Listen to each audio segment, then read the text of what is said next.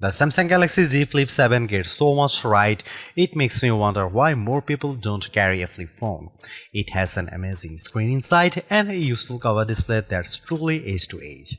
I wish it had a better processor, and using Samsung's software can be a real drag, but this is still an excellent flip with capabilities competitors can't match, like Samsung's DeX. If you are curious, go check it out, slap it shut, and you will want to take it home. The Samsung Galaxy Z Flip 7 is a great flip phone that gives you the best Samsung's mobile might in a package that's innovative and polished. To say it's an improvement over past Galaxy flip phones would be an understatement. This is the flip I have been asking Samsung to make for years. It's not quite the best flip phone you can buy, but that's because flip phones have gotten really good, and the Galaxy Z Flip 7 makes a perfect argument for why flip phones may be today's best form factor. Think about it, what's better than a flip foldable? The Galaxy Z Flip 7 has a huge screen, the same 6.9 inches as the mighty Galaxy S25 Ultra, but it's smaller and lighter in every way, even before you fold it in half. And instead of the Ultra's questionable S Pen, the Flip 7 gives you a whole second screen to use. On top of that, it costs $200 less than an Ultra. Flip phones just make too much sense, so what's stopping them from being more popular? First, there is the durability question. The 7th generation of Samsung's flip phones still can't keep dust out, though it can handle being dunked in water thanks to its IP48 rating. Second, there are sacrifices required to make a folding phone, and the cameras are a downgrade from other Galaxy phones. This year's Galaxy Z Fold 7 got a 200 main megapixel camera, but the Flip 7 keeps its 50 megapixel cameras on the back. There is no zoom, only wide and ultra wide. A 200 megapixel sensor would have elevated the disappointment of not having a 3x telephoto lens or better. Finally, the battery takes a hit with the Galaxy Z Flip 7, maybe too big of a hit. The Galaxy Z Flip 7 doesn't last long enough. I think this is more of a Samsung problem than a flip phone problem, because the Moto Razr Ultra offers great battery life, though it is marginally thicker and heavier than the Galaxy Z Flip 7. It's impossible to avoid comparing the Flip 7 to the Motorola Razr Ultra, which is the biggest competitor. Samsung should be thrashing the Razr, but Motorola has been consistently eating Samsung's lunch in the flip phone cafe. With the Flip 7, Samsung finally catches up to the Motorola on the cover display. Its cover display doesn't just fill the front of the phone, it features the thinnest bezels Samsung has ever used on a Galaxy phone screen. The Flip 7 can also, albeit with some difficulty, use every app on the cover display. You can navigate with all Trails maps, watch some TikTok, and play Vampire Survivors without opening the phone. Still, as Samsung takes a big leap forward, Motorola continues its slow and steady pace as the flip phone frontrunner. Today's Razr Ultra is faster than the Galaxy Z Flip 7 in every way. The processor is faster, games run faster, the screen refreshes faster, the battery even charges faster. Does all of the speed matter? Yes, but some folks will appreciate Samsung's deep features set and customization options more than a bit of extra speed. Samsung's One UI 8 is a powerhouse, especially if you mix business and pleasure on your smartphone. The Flip 7 also ships with Android 16, and this is the first time Samsung Foldable buyers haven't had to wait for an upgrade to the latest version of Android. Samsung promises 7 years of major Android updates and security patches, more than any competitor except Google. It has a good track record of delivering on such promises, while many Motorola fans are still waiting for promised updates for past Razr phones. It is time to consider a flip phone? Absolutely, as you have probably noticed, I am a fan of flip foldables, and the Flip 7, with its versatile cover display, rock-solid design, and hefty set of features, offers more value than the sum of its parts. In fact, I think most people would appreciate the Flip 7 with its unique benefits more than other phones that don't make the small sacrifices. Ask yourself, does your phone need the tiny zoom camera? Wouldn't you rather have a phone you can slap shut and slip in your front pocket? And I use the cover display on my Galaxy Z Flip 7 far more than I use the S Pen on my Galaxy S25 Ultra. I am rooting for flip phones, and the Galaxy Z Flip 7 is an exceptional flip for serious smartphone users. The Galaxy Z Flip 7 starts at $1,099 US, which is the same price as last year's Z Flip 6. The price seems reasonable to me considering that you are getting two displays for the price of one, plus glass that bends in half like a dang magic trick. Galaxy Z Flip phones used to seem pricey, but the rest of the phone world has slowly crept up to meet Samsung. And now $1,099 actually seems fair, especially if you are getting this phone from your carrier with a steep discount. The Galaxy Z Flip 7 costs more than an iPhone 16 Pro and less than an iPhone 16 Pro Max. It costs the same as a Google Pixel 9 Pro XL or Samsung's new and thin Galaxy S25 Edge. Most importantly, the Flip 7 costs less than the new Motorola Razr Ultra 2025 in the US, where the Razr Ultra starts at $1,299 US. At launch, the Galaxy Z Flip 7 only comes in 4 colors, while last year's Flip 6 was available in 7 hues. Mint and color red are exciting. Jet black and blue shadow are more staid.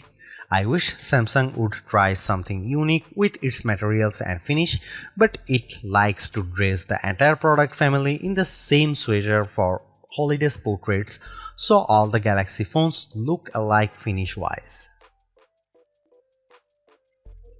When Samsung admitted that the Galaxy Z Flip 7 would use its own Exynos 2500 processor instead of the Snapdragon 8 Elite for Galaxy found in every other flagship Galaxy phone this year, it was like a record scratch moment from a comedy show. Rumors suggest this would have been the CPU inside every Galaxy S25 phone, but Samsung changed its plan late in the game on those phones. Instead, this new Samsung chip debuted in the Galaxy Z Flip 7. The display is bigger this year, up to 6.9 inches for the internal display from 6.7 inches last year, and the phone is 4mm wider to accommodate this. Otherwise, the specs are mostly unchanged from the Flip 6, 12GB of RAM, a 50MP wide camera, and a 12MP ultra wide, Wi-Fi 7, Gorilla Glass Victus 2 on the back cover. The battery is larger this year, but maybe not as big as it needs to be.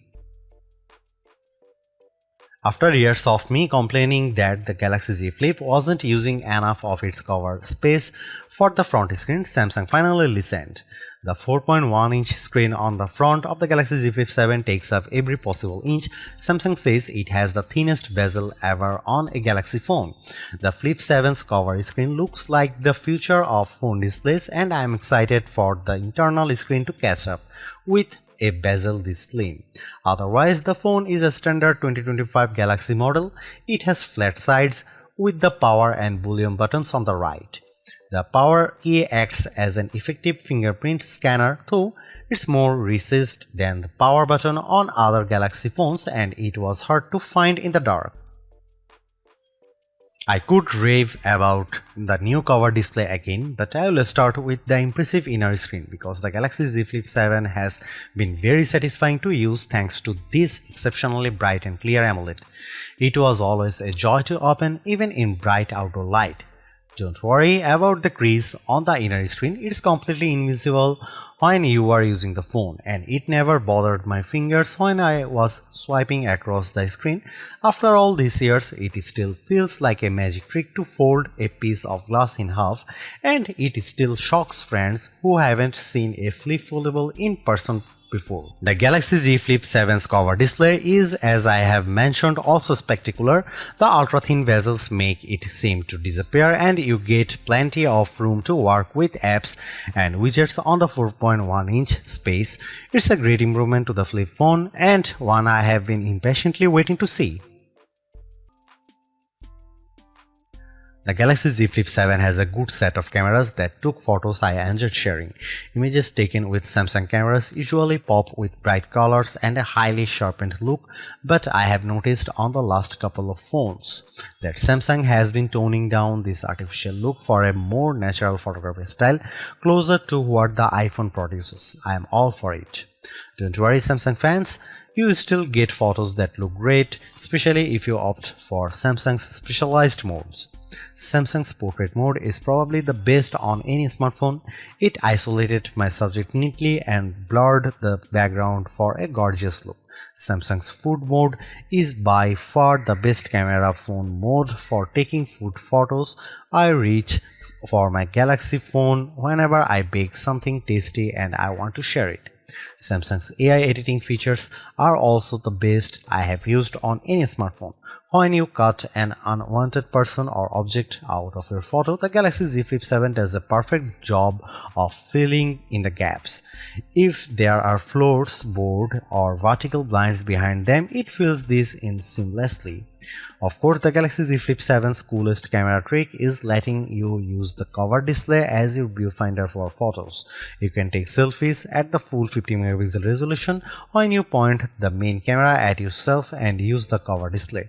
You can also set the phone in an interesting position, way down low or hanging from up high, and then take shots with voice commands or by signaling the camera with a wave. My only complaint is that lack of a real zoom lens. I have a kid who plays sport and the digital zoom isn't good enough to capture him on the field. If you take photos from far away often, you will miss the lack of real zoom. Maybe Samsung should try a zoom camera instead of an ultra-wide on the Flip 8. Here are some camera samples of the Samsung Galaxy Z Flip 7.